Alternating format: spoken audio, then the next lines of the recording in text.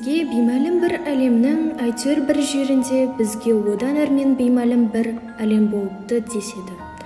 Ол әлемде 6 құрлық және оларға қоса 7-ші құрлық бар екен. 7-шінің барын 6 құрлық адамдарының ешқайсысы білмейді екен.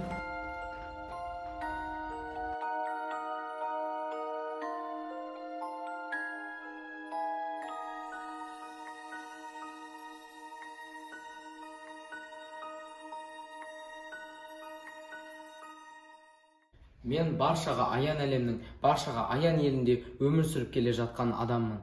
Мен сендердің осыншама өркендемей қалғандарыңа қайранмын. Неге өркендемей қалдыңдар? Біз өркендемей қалған жоқпыз. Өркендемей қалған жоқпыз деп қалай айтасыңдар? Себебі біз аң аулаймыз, балық ұстай аламыз. Балық ұстау, аң аулау осыдан 5000 жыл бұрын пайда болған. Біз ауыл шаруашылық жұмыстармен айналысамыз. Тұқым себеміз, егін орамыз, астық өндіреміз. Оның бәрі бұдан 3000 жыл бұрын басталған.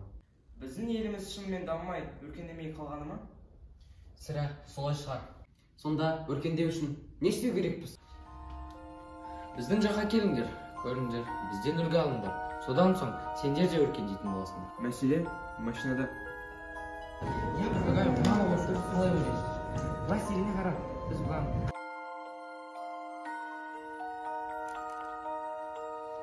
Егер жаңа идея немесе шабыт алғыңыз келсе, Әзиз Несиннің «Дүниеде жоқ машине» әңгімесін оқыңыз.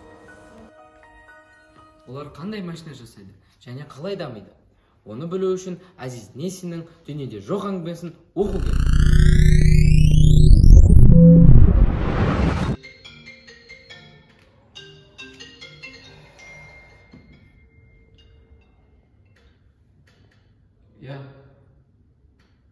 Жақсы, қазір барамын.